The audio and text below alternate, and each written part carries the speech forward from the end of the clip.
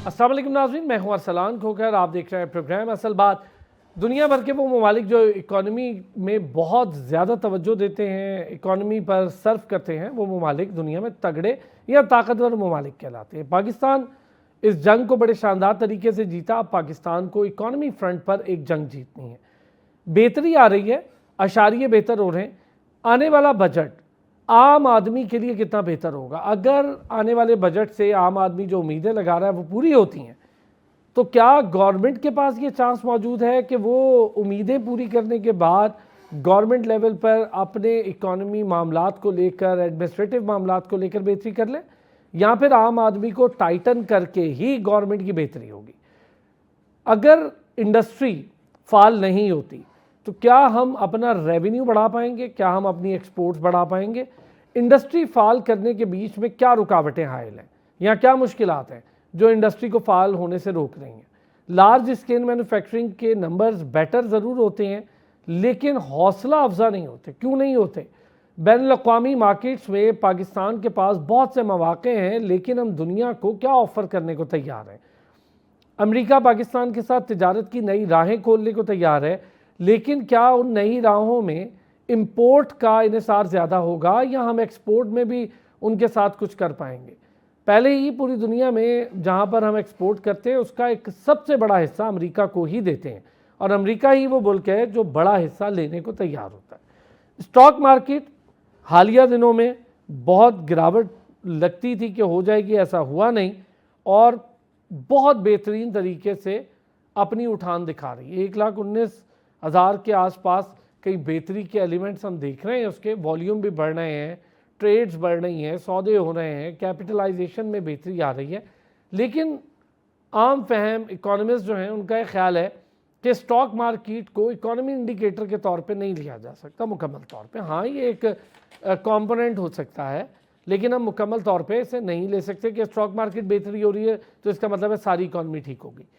आने वाले बजट में टैक्सेशन के क्या मामलात हैं, टैक्सेशन को कैसे देखा जाएगा, और पाकिस्तान में हालिया दिनों में जो नॉन टैक्स पेयर्स हैं, यानी जो फाइलर्स नहीं हैं, नॉन फाइलर्स हैं, उनके लिए एक लकीर खींची जा रही है। तो क्या अब IMF के साथ इस डिस्कशन के बाद हम ये देख पाएंगे कि ये लकीर और सख्त तरीके से खींची जा सके, या फिर नॉन फाइलर के लिए अभी भी कोई मार्जिन होगा? क्योंकि नॉन फाइलर वही लोग हैं ज़्यादातर जो या तो तनख्वाहदार तबका है या फिर बहुत ज़्यादा कोई एजुकेटेड नहीं है। नईम सिद्दीकी साहब ने हमें ज्वाइन किया। नईम सिद्दीकी साहब माहिर इक़्तिसादियात, माहिर मौशी उमूर भी हमारे साथ मौजूद हैं, और आज स्पेशली हमें ज्वाइन किया है बहुत बड़ा नाम है पाकिस्तान में, स्टॉक मार्केट के किंग कहलाते हैं, अकील करीम रेडी साहब, उन्होंने भी हमें ज्वाइन किया। बहुत शुक्रिया सर आपका भी, और ताहिर इजाज़ी साहब ने भी हमें ज्वाइन किया, उनका भी शुक्रिया। अकील करीम रेडी साहब, सर स्टॉक मार्केट बहुत बेहतरी के साथ आगे बढ़ती हुई हम देख रहे हैं, तो क्या हम इसको इकोनॉमी इंडिकेटर के तौर पे ले लें कि स्टॉक मार्केट बहुत तेज़ी से ऊपर जा रही है? हालांकि इतने बुरे हालात देखे इस मुल्क ने, उसके बाद अल्हम्दुलिल्लाह बेहतरी आई, तो क्या हम इसकी रिफ्लेक्शन इकोनॉमी पर भी देखें? आपको स्टॉक मार्केट का ताल्लुक इक्विटी का इकोनॉमी से है, इकोनॉमी का भी ताल्लुक पाकिस्तान से है।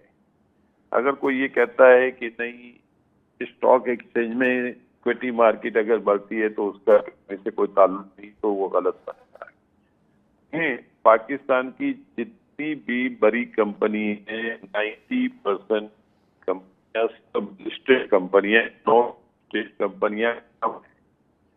अगर वो अब जैसे फाइनेंशियल सेक्टर है, फाइनेंशियल सेक्टर सारी बैंकें यहाँ लिस्ट है, अब वो परफॉर्म कर रही हैं, वो पैसे बना रही हैं, टैक्स पे कर रही हैं, तो ये पॉसिबल ही नहीं है कि पाकिस्तान में ग्रोथ ना ही हो तो ये पैसे बने। बाद में आप आ जाओ फर्टिलाइजर सेक्टर, वो भी परफॉर्म कर रहा है। तीसरा आप आ जाओ सीमेंट सेक्टर, वो भी परफॉर्म कर रहा है। चौथा आप आ जाओ केमिकल सेक्टर, परफॉर्म कर रहा है। फार्मा सेक्टर परफॉर्म कर रहा है। ऑयल एंड गैस कंपनियां परफॉर्म कर रही है, और कैपिटल जैसे ओजीडी के तो 42 अरब की कैपिटल है, लेकिन ओजीडी से 250 अरब रुपए है।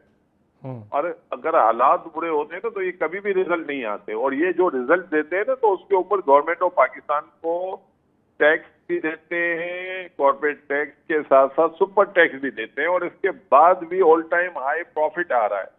पाकिस्तान जब से बना है आज तक कभी भी डिविडेंड हील उतनी नहीं आई जितनी इस दफा आई है। पहले तो हमारे मुल्क में कभी हमने ख्वाब भी नहीं सोचा था कि $2 बिलियन हम रिपेट्रिएशन करेंगे, इस दफा हमने किया है। अभी तो साल भी कंप्लीट नहीं हुआ। सही। तो बताने का मकसद है कि लोगों को अक्ल इस्तेमाल जरूर करनी चाहिए। अक्सर हम लोग ये कह देते हैं कि देखें, इस वक्त मसला है, पॉलिसी में थोड़ा बहुत मसला है। वो मसला क्या है? आपके स्पिनिंग पैसा नहीं बना रहा। फैसलाबाद वगैरह में जो छोटे छोटे लोग बैठे हुए हैं, तो लोग बड़े जितनी भी स्पिनिंग मिलें बंद करके लोग इंपोर्ट कर रहे हैं, क्योंकि इंपोर्टेड स्पिन और धागा सस्ता मिल रहा है, लोकल थोड़ा महंगा है, उनकी कॉस्ट थोड़ी हायर साइड पे। अब कॉस्ट हायर साइड पे क्यों है कि ये जो आप IPP जो आप लोगों ने लगाए थे और रिश्वतें खा रहे थे, वो अब आपको हजम नहीं हो रहा है। अब आपको सब्सिडी को खत्म करना पड़ा है, और सब्सिडी खत्म करने की वजह से उसकी प्राइस बढ़ गई है, और प्राइस अब इलेक्ट्रिसिटी की महंगी हो गई है, उसकी वजह से ये थोड़ा सा कॉस्टली हो गया है। तो मकसद कहने का ये है कि जब आप और हम मिलके कोई गलतियां करेंगे तो फिर उसको मुल्क पे करता है। तो आज वो मुल्क पे कर रहा है जो हमने बेवकूफियां की है। हमने उनके ऊपर इंक्वायरी तो जरूर की, लेकिन इंक्वायरी करके छोटी मोटी हमने रफा दफा कर दिया। तो जब तक ये रफा दफा करेंगे ना, तो ये चलता रहेगा, मुल्क में ये मसाइल चलते रहे। अकील करीम साहब, आने वाले बजट पे अगर मैं आपसे पूछना चाहूँ, आने वाले बजट से क्या उम्मीदें हैं? क्या बेहतरी हो सकती है इनकम टैक्स जो लोग भर रहे हैं, तनख्वाहदार तबका उसके लिए और जो बिजनेस तबका है उसके लिए? मैं 22% पॉलिसी रेट था और हमने परफॉर्म किया। हमने रेवेन्यू टारगेट पूरा अचीव नहीं किया, लेकिन अचीव कर लिया हमने, ऑलमोस्ट पूरा कर दिया। पेट्रोल बिल भी 80 रुपए इस वक्त हम पे कर रहे हैं। बजट में आप 100 रुपए कर दोगे तो ये आसानी से आपके रेवेन्यू का पार्ट बन जाती है। दूसरी तरफ आपको ये सोचना है कि इस वक्त आपका पॉलिसी रेट 11% हो गया है। मॉनेटरी टाइटनिंग में आपने परफॉर्मेंस दे दी, तो मॉनेटरी इज ऑन हो चुकी है, तो उसमें क्यों नहीं देंगे परफॉर्मेंस? आपकी कलेक्शन, कोई आपको नया टैक्स ना लगाए, उन्हीं इंडस्ट्री से आपको पैसा ज्यादा मिले। और ये हमारे लोग सोचते क्यों नहीं है कि जब आप बजट बना रहे हो, तो जब लास्ट ईयर आपको 1000 अरब आया तो इस साल 1200 आएंगे, 20% टैक्स वैसे ही ज्यादा आएगा। देखिए, आपके टेक्सटाइल एक्सपोर्ट के पहले आप डिपेंडेंट थे टेक्सटाइल, अब आप नए एवेन्यू जा रहे हैं, अब आप IT में जा रहे हैं, अब आप लाइव स्टॉक में जा रहे हैं, अब आप डेयरी में जा रहे हैं, अब आप फूड आइटम में जा रहे हैं, अब आप नए एवेन्यू माइनिंग सेक्टर है। ये सारी फॉर्म कर रही है। पाकिस्तान में 70 साल में कभी आपका रुपी स्ट्रॉन्ग नहीं हुआ है, लेकिन ये पहले साल है जिसमें आपका रुपी स्ट्रॉन्ग हुआ है। पहले कभी आपकी GDP बढ़ती नहीं थी, $340 बिलियन के आगे जाती नहीं थे। अब आपकी GDP की साइज भी $425 बिलियन पे चली गई है। ये चीजें जाहिर कि आपने ये दिया, पहले आप मिठाइयां बांट रहे होते थे, सारे स्टेट आते थे, गवर्नमेंट से दोस्तियां करते थे और कोई ना कोई तोहफा लेके चले जाते थे। अब वो आप दे नहीं सकते, IMF आपके ऊपर डंडा लेके बैठा हुआ है। तो ये जो IMF का डंडा हमारे लिए अच्छा डंडा है, ये बुरा नहीं। जो भी कर रहा है ये पाकिस्तान के इंटरेस्ट पे कर। अच्छा एकेडी साहब, आपने IMF का जिक्र कर दिया है। नाइजीरिया वो मुल्क है जिसने IMF से जान छुड़वाई है, पूरा कर्ज वापस किया है। कोविड के दौरान उन्होंने 3 अरब 40 करोड़ डॉलर लिए थे। एक पहली बात मैं आपको बता दूं, आप पहले मेरी बात समझने की कोशिश करें। हमारे पॉलिटिकल लीडर जो है ना, ये किसी के दोस्त है और किसी के दोस्त नहीं है। और ये जिनके दोस्त है, मुझे आप बता दें, हमने एग्रीमेंट किए थे कि आपने अपने पूरे मुल्क को तबाह कर दिया। अगर आज आपके ऊपर IMF का डंडा नहीं होता तो ये एग्रीमेंट आप भूल रहे होते, तो आप मिठाई आप बांट रहे होते, पर ये मुल्क कभी भी खड़ा नहीं होता और आपका रुपया डिवैल्यू होता रहता। IMF ने आप रिस्ट्रिक्शन लगाने की वजह से आपने कम से कम डिसिप्लिन तो है ना। जब डिसिप्लिन होंगे तो ठीक हो जाएगा मुल्क। हम लोग देखें, हमने क्या किया, प्राइवेटाइजेशन ने कर दी। नेशनल सारे बैंक, अभी बैंक, UBL, ये सारे बैंक हमने बेच दिए। और मतलब क्या था कि गवर्नमेंट धंधा नहीं करे। तो भाई जब आप धंधा नहीं करना था तो ये पावर सेक्टर आपने अपने सर पे क्यों चिपका लिया है? आप ना करते, आप सेठों को बोलते जाओ आपको फ्री हैंड देते हैं, आप लगाएं पावर। आप डिस्ट्रीब्यूशन करें, हमें कोई फर्क नहीं पड़ता। तो मैं ये कह रहा हूं कि भाई आप लोगों को पॉलिसी बनानी पड़ेगी, और ये पॉलिसी होनी ये चाहिए कि वो ये कहते हैं गवर्नमेंट को देना है, यूटिलिटी गवर्नमेंट दे, पावर गवर्नमेंट दे, वो बैंक क्यों नहीं भाई? अब ये लोग कहते हैं कि आप प्राइवेटाइजेशन करें, गवर्नमेंट ओन कंपनी कमाती।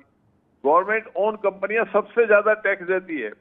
ओजीडीसी का प्रॉफिट उठा लो, पीपीआई का प्रॉफिट उठा लो, स्टेट लाइफ को आप उठा के देख लो, लीज इंश्योरेंस को उठा के देख लो, ये सारी गवर्नमेंट ओन कंपनियां हैं, वो सारे पैसे बना रही है। अगर पीआईए और रेलवे नुकसान कर रही है तो वहां मैनेजमेंट चेंज कर दो ना भाई। तो ये मैं आपको कहने, पाकिस्तान माशाल्लाह सही रास्ते पे जा चुका है।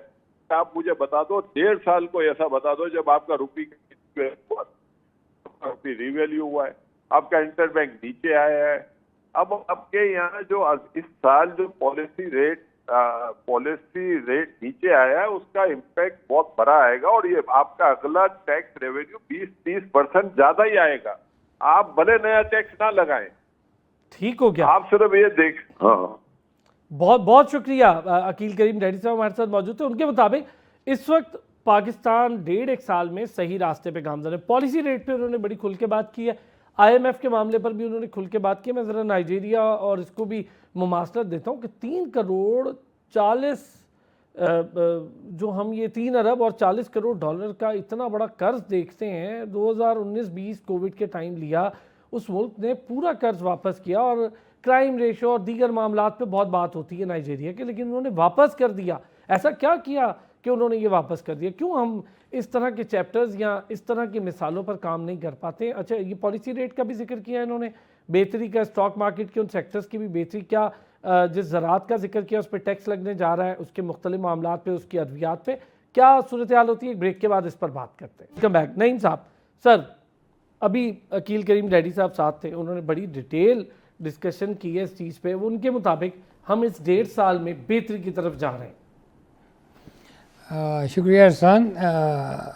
अकील करीम डैडी साहब जो बात कर रहे थे उससे तो लगता है कि पाकिस्तान की मईशत जो है वो बेहतरी की तरफ जा रही है, और हम उम्मीद करते हैं कि हमारी मईशत जो है वो बेहतरी की तरफ जाए। लेकिन जैसे अभी टेक्सटाइल का जिक्र हुआ, तो पाकिस्तान की टेक्सटाइल की जो एक्सपोर्ट है वो तो कम होती जा रही है, और उसको अगर सब्सिट्यूट जो है वो आईटी कर रही है या कोई दूसरी सेक्टर्स ऑफ द इंडस्ट्री उसको कर रहे हैं, तो ये तो कोई अच्छी बात नहीं है। हमारा तो मेन जो टेक्सटाइल है वो पाकिस्तान का आइकॉन था, पाकिस्तान की एक्सपोर्ट दुनिया में। पे बात करना, ज़रात पर भी करना। अच्छा, अब देखिए टेक्सटाइल तो रिलेटेड है ज़रात के साथ, और आप देखिए कहाँ आप 16 मिलियन बेल आप प्रोड्यूस कर रहे थे, कहाँ आप 4.5-5 पे आ गए। उसके बाद आप अमेरिका से कॉटन इंपोर्ट करने की बात कर रहे हैं, आप दूसरे मुल्कों से कॉटन इंपोर्ट करने की बात कर रहे हैं, और जब आपकी एक्सपोर्ट जो है वो अगर फर्क तौर पर कॉटन की एक्सपोर्ट आपकी 16 बिलियन के करीब भी है,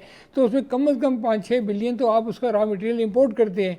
तो आपकी वो इंपोर्ट बेस एक्सपोर्ट हो जाती है। जब उसको आप टोटलिटी में देखते हैं तो आपका इसीलिए ट्रेड जो डेफिसिट है वो बढ़ता जा रहा है।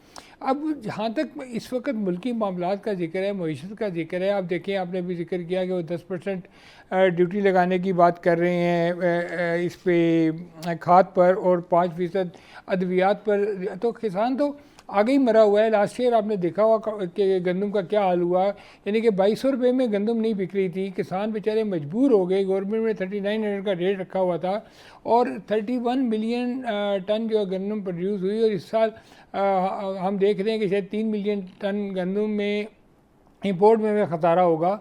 और अभी भी मैं कुछ फ्लोर मिल वालों से बात कर रहा था, तो अभी वो ये कह रहे थे कि हमें 2500-2600 रुपये शायद यहाँ पे गंदम पहुँच मिल रही है।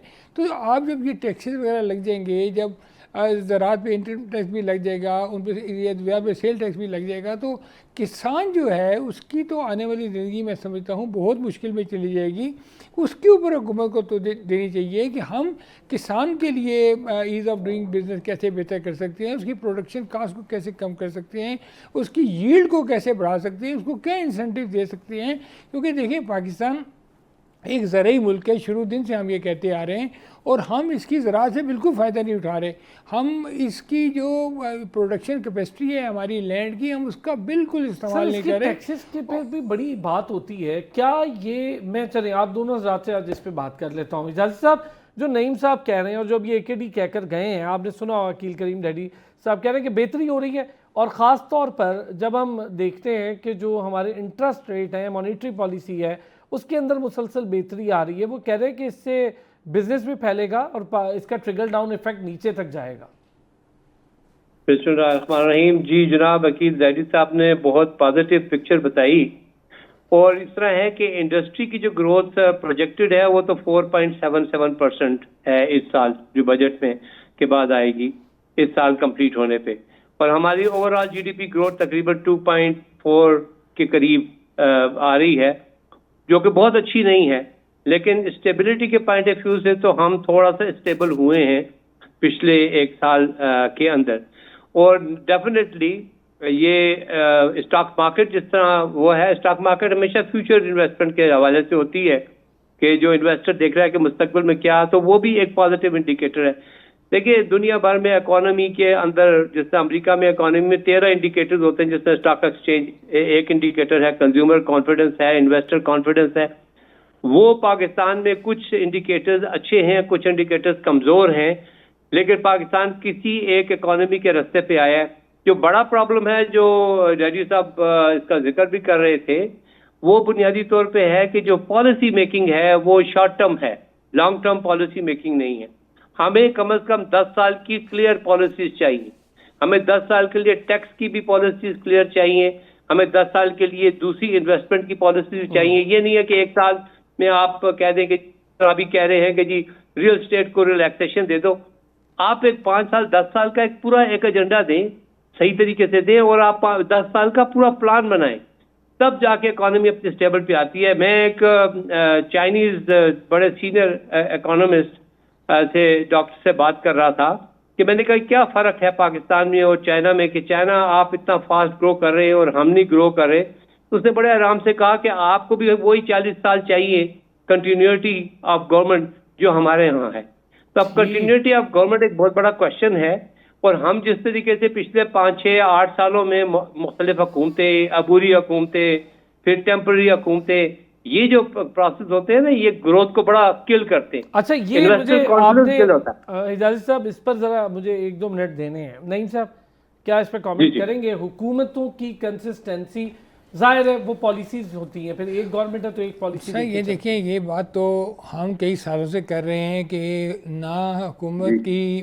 मिनिस्ट्री ऑफ इंडस्ट्रीज, ना मिनिस्ट्री ऑफ कॉमर्स, ना TDEP, ना एक्सपोर्ट प्रमोशन ब्यूरो, कोई भी ऐसा इदारा नहीं है जो कंसिस्टेंसी ऑफ द पॉलिसीज पे बात करे और रिसर्च एंड डेवलपमेंट में बात करे। एक चीज़ आप लोगों से डिस्कस करो। चलें, उड़ान पाकिस्तान हमने देखा, बिल्कुल, फिर हमने बिल्कुल SIFC देखी हमने, फिर हमने देखा चाइना CPEC के साथ जरा और एंगेज हो गया, और हम उसके साथ बड़ी तेजी से एंगेज हो। ये सारी चीज़ें पिछली गवर्नमेंट, माजरत के साथ मैं बार बार बोलता हूँ, हमने सर जो ट्रेड पॉलिसी थी वो 22 माह के बाद देखी थी उस गवर्नमेंट की। तो ये फुकदान है ना सर, ये तो गवर्नमेंट्स का काम है ना।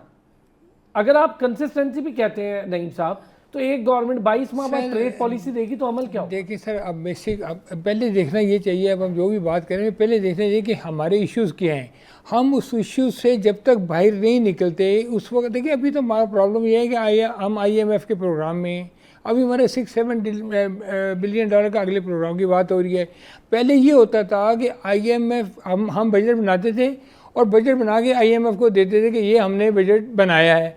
अब ये है कि अब IMF आप आके यहाँ पे बैठा हुआ है, अब वो यहाँ पे बजट बनाएगा, डिक्टेट नहीं कर रहा, वो बजट बनाएगा। वो बजट आप जाके मिनिस्ट्री से, अपना पार्लियामेंट से अप्रूव करेंगे। अभी उसने 11 कंडीशंस आप पे लगा दिए हैं ओपनली, जो कि अनाउंस हैं कि आप ये काम नहीं करेंगे, आप 9 फाइलर के साथ ये करेंगे, आप जो है लकीर खींचेंगे, नॉन फाइलर तो उन्होंने लकीर खींची, उन्होंने कहा थी कि आप नॉन फाइलर के ऊपर कैपिटल पावर के ऊपर मुस्तकिल लेवी लगाएंगे, दफ़ाई दफाई बजट के ऊपर शफाफियत रखेंगे, सब्सिडी में कमी करेंगे।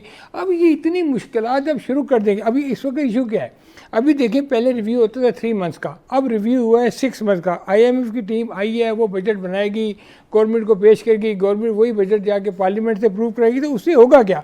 अभी आप देखें IMF ये कह रहा है कि आपका एक डेट सर्विसिंग सरचार्ज आपके बिजली के बिल में आता है, वो 3 रुपये 60 पैसे है।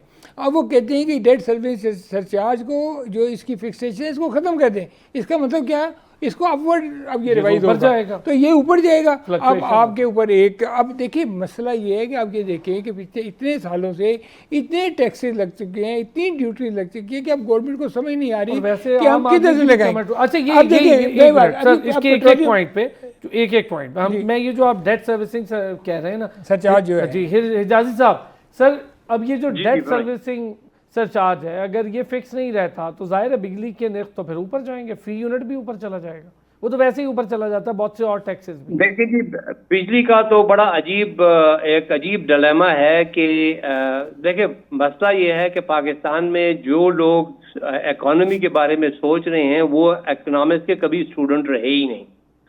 देखिए ये तो हो नहीं सकता ना कि आप इंजीनियर से आप रोटियां पकवा लें और तंदूर वालों से आप मईशत की बातें करवा लें, इस तरह नहीं होता। बात यह है कि पाकिस्तान में आप देखते हैं कोई भी मिनिस्टर आके कोई भी इकोनॉमिक का एक स्टेटमेंट दे के चला जाता है। दुनिया भर में इकोनॉमिक्स के अंदर जो मैं कह रहा हूँ ना 13 इंडिकेटर्स होते हैं, सेंसिटिव इंडिकेटर्स होते हैं, इन्वेस्टमेंट कॉन्फिडेंस होता है, कंज्यूमर कॉन्फिडेंस होता है। वो कहाँ आता है? हुकूमत के बयानात के ऊपर से आता है।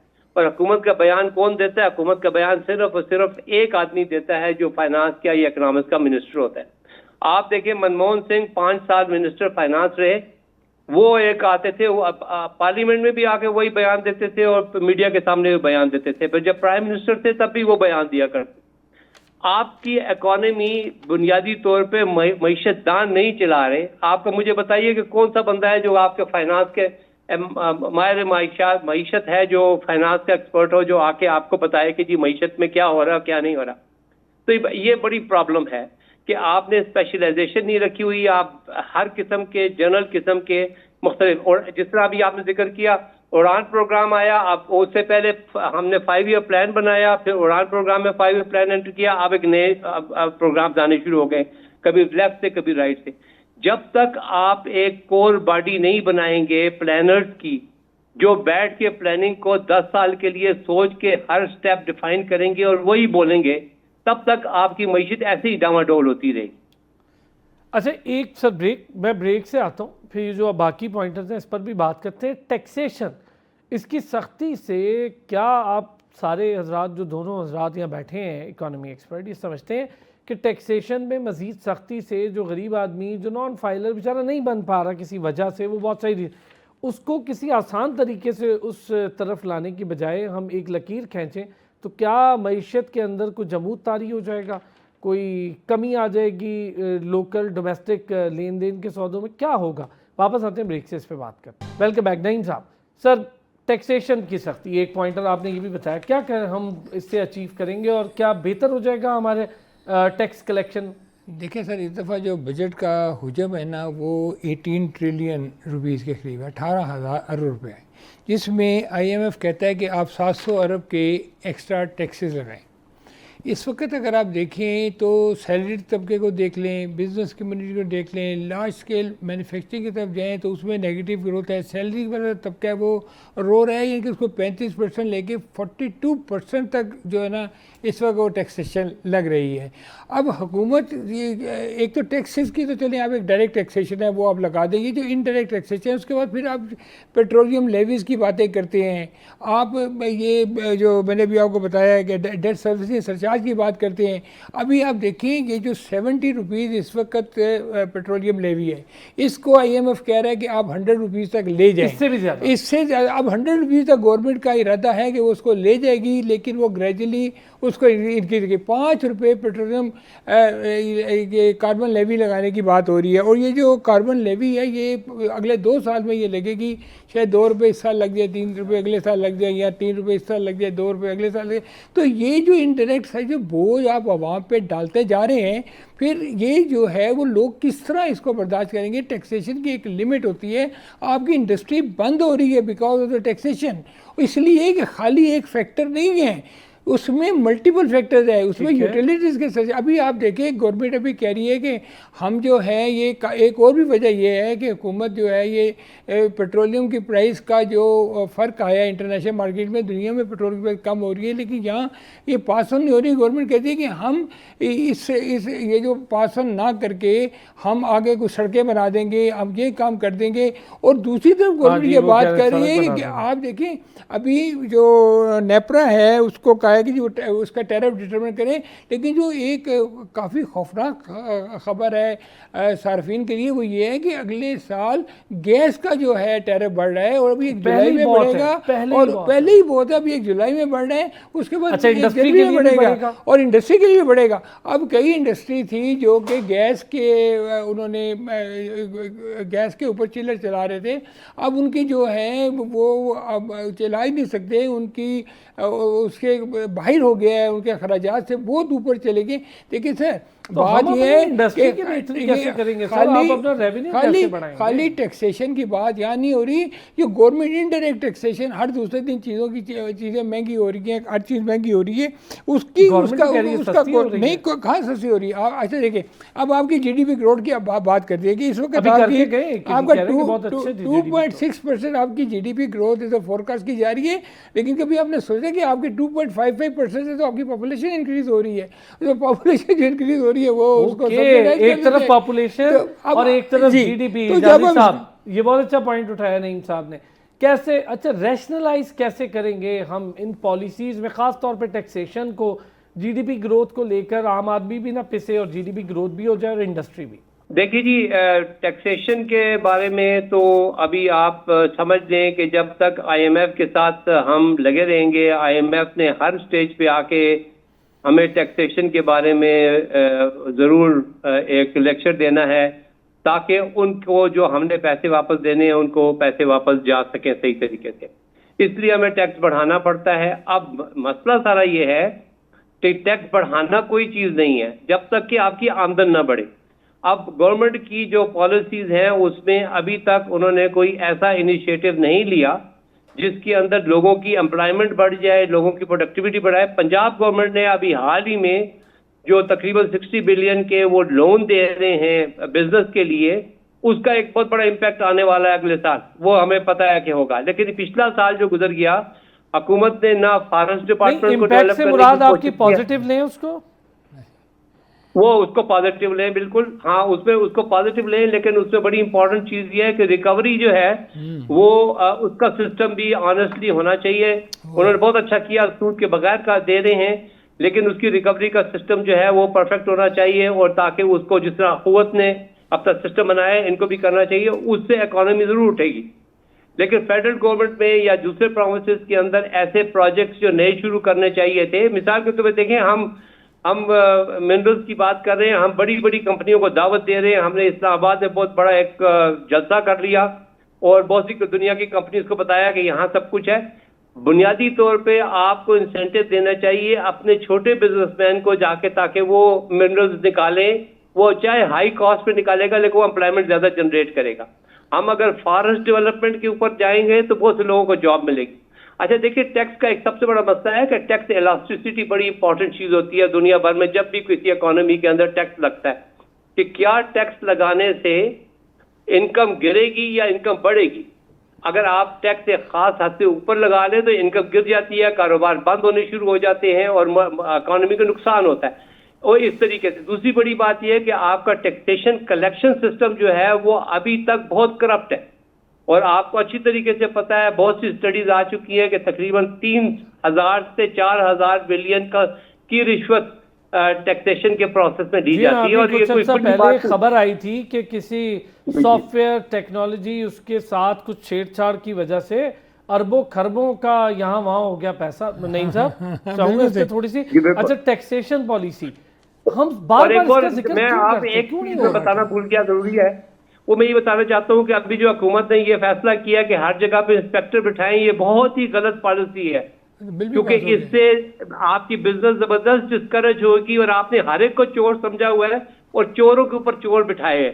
तो आपका अपना महकमा जब ऑनेस्ट हो जाएगा तो कोई चोर नहीं रहेगा। तो आप सर, फोकस करें दुनिया अपने भर महकमे को में बजाय मैं से लोगों की इजाज़त चोरी साहब पकड़े। अगर यूके की मिसाल दूं, दुनिया भर में जी, मैं जी। वहां रहा तो मुझे अंदाजा हुआ, मुझे किसी को कुछ नहीं बताना पड़ता था, किसी को कुछ नहीं देना पड़ता था। Exact- टाउन सेंटर जाते थे, वहां पर एक हाँ ऑफिस जी। होता था, उस ऑफिस को हम एक फिक्स अमाउंट पैसे देते थे। उसके बाद ना जी, कोई जी, हमसे जी। ये पूछता था कि भाई आप फाइलर हैं, आप नॉन जी। फाइलर हैं, आप यूं हैं, किसी ने जी, ना जी। पूछा ना कुछ, सारी सर फैसिलिटीज नॉन फाइलर का तो कॉन्सेप्ट होने नहीं चाहिए। मुझे ये बताएं कि एक आदमी 40 हाँ साल जी। नौकरी करता है और 40 साल के सर, बाद वो नॉन उसके फाइलर हो अलावा जाता वो बिल दे है। रहा ये है ना, देखो बिजली बिल का दे बिल रहा है, दे रहा बिजली है। का बिल दे रहा है। अच्छा और अब जो बड़ी- हमारे सैलरी के और जो लोग नॉन हैं, फाइलर की अजीब उन्होंने मुख्तलिफ किस्म की नहीं। शक्लें बनाई है। देखें जी, आप अगर इनकम टैक्स में रजिस्टर करना चाहें तो होना ही चाहिए कि एक छोटी सी मोबाइल में ऐप हो, जाके नाम लिखे, अपनी आमदन लिखे, अपना खर्चा लिखे, बस रिटर्न जमा हो गई। यहाँ पर इतना मुश्किल बनाया गया है कि हाँ जी, मैंने वो हमारे देखा जैसे पढ़े सर, खुद लिखे लोग करने भी की कोशिश वो की, पढ़ा खोल लिखा सकते होने हैं। के बावजूद खुद करने जब की कोशिश की, आपने बड़ी देर जब लगी। जब आपने कह दिया कि आपका आईडी कार्ड जो है वो आपका एनटीएन नंबर है, तो फिर पूरा पाकिस्तान ही जो है ना टैक्स पेयर लिस्ट में आ फाइलर हो गया। गया। अब जो कमा रहा है, यहाँ देखो टैक्स का एक बेसिक फार्मूला है, टैक्स टू टैक्सेबल। जिस पे टैक्स लगता है यार आप उससे टैक्स लें। आप एक गरीब आदमी जो रेडी लगा रहा है उससे भी हाँ टैक्स जी। ले रहे हैं। आप जो आदमी बेचारा तंदूर में बैठा है मोबाइल यूज़ कर रहा है उस पर भी टैक्स ले रहे हैं। देखिए नॉन फाइलर का हाँ। दुनिया में कोई कॉन्सेप्ट नहीं है, बिल्कुल नहीं होने चाहिए। अभी अब देखें इस साल जो बजट आ रहा है उसमें 14.3 ट्रिलियन का एफबीआर का हदफ है, 14.3 ट्रिलियन। उसको ये शायद 100-150 बिलियन कम करेंगे वो, इसलिए कि ये उसके ये समझते हैं कि हमारी जो डेट सर्विसिंग के पैसे हैं वो 8,700 अरब इन्होंने रखे हुए हैं, उसमें से 500 अरब ये कहते हैं कि और उसको आप कम कर दें क्योंकि आपका पॉलिसी रेट 22% से 11% रहेगा। लेकिन मैं एक बात आपको बताऊँ, हमारा पॉलिसी रेट एक वक्त में 7% पे भी आया था। जब 7% पे आया था तो इकोनॉमी हीटअप होना शुरू हो जाती है, इंपोर्ट बढ़ना शुरू हो जाती है। अब गवर्नमेंट क्यों पॉलिसी रेट बढ़ाती है? कभी किसी ने इस बात में सोचा है कि पॉलिसी रेट गवर्नमेंट बढ़ाती है इसीलिए है कि लोग काम करना बंद कर दें, पैसा उठाएं, बैंकों में रख दें, ताकि गवर्नमेंट का जो ट्रेड डेफिसिट है वो कम हो। अब IMF कह रहा है, देखें अभी सबसे बड़ा प्रॉब्लम NFC अवार्ड के बाद ये हुआ, 18 अमेंडमेंट के बाद ये हुआ कि आपका मेजर पैसा वो सूबों में चले जाते हैं। सूबे जो है वो इंडिपेंडेंट है। IMF ये कह रहा है, और IMF जो कह रहा है, एक उस पे मुझे कमेंट कर दें। IMF ने सर, पिछले जो साल जो है ना, मालियाती खला है, एक सर, बता एक सर मालियाती खला 27-28 तक 2027-28 88 ट्रिलियन रहेगा। ये तो बड़ी 8.8 ट्रिलियन 88 अरब 8,800 अरब, 8,800 अरब। 88 खरब, वो 88 जी। तो ये तो बहुत ज्यादा हो जाएगा सर, बहुत ज्यादा। क्या करेंगे, क्या करेंगे इजाज़त साहब इसका? देखिए जी, गवर्नमेंट को बेसिकली मैं तो फिर वही बात करूंगा कि गवर्नमेंट को अपनी टैक्स कलेक्टिंग मशीनरी को एफिशिएंट बनाना चाहिए ताकि हम सही तरीके से उतना टैक्स कलेक्ट कर सकें जितना कि इकोनॉमी को हर्ट ना करे। ज्यादा टैक्स आप कलेक्ट करेंगे तो इकोनॉमी वैसे हर्ट होएगी, अनएम्प्लॉयमेंट ज्यादा होएगी, एम्प्लॉयमेंट की रिसोर्सेज कम होंगे, लोग इन्वेस्ट कम करेंगे और उसको उस तरीके से इफेक्ट करेंगे। तो इस वजह से सबसे बड़ी बात तो यह है कि आपकी गवर्नेंस ठीक होनी चाहिए। आपकी गवर्नेंस में डिसऑनेस्ट लोगों के ऊपर सर, दो निकालना चीजें चाहिए। आज इस सारी डिस्कशन में अकील करीम डैडी भी साथ रहे पहले हिस्से में। एक चीज गवर्नेंस की है, दूसरी पॉलिसीज का फुकदान। अगर आप पॉलिसीज बेहतर और मजबूत बना लें, उसी के थ्रू आप सिस्टम क्रिएट कर लेते हैं। बड़ा आसान काम है, पॉलिसी के अंदर जो काम हो रहा है वो एक सिस्टम मैनेजमेंट होती है। नहीं सिद्दीकी साहब, देखिए सर, वक्त की कमी सर। अब हुकूमत जो है वो सूबों पे जोर दे, क्योंकि सूबों पे ज़्यादा बजट जो है फेडरल से जाता है, जो कि प्रॉपर्टी, GST, एग्रीकल्चर ये सूबों के सब्जेक्ट हैं। सूबे जो है ना 18वीं तरमीम के बाद तो सूबों का काम है ये। सेल्फ रिलायंस पे इन्हें चले जाना चाहिए। चलें। और अभी देखें नईम साहब, नेशनल बस फिस्कल पैक्ट भी हुआ। डिस्कस कर लूंगा। बहुत शुक्रिया नईम सिद्दीकी साहब, बहुत शुक्रिया। और डॉक्टर इजाज़त साहब आपका भी बहुत शुक्रिया। ताहिर इजाज़त साहब ने भी हमें ज्वाइन किया। अकील करीम डैडी साहब का भी बहुत शुक्रिया, उन्होंने भी वक्त निकाला। फिर होती है आपसे मुलाकात, अपना ख्याल रखिए।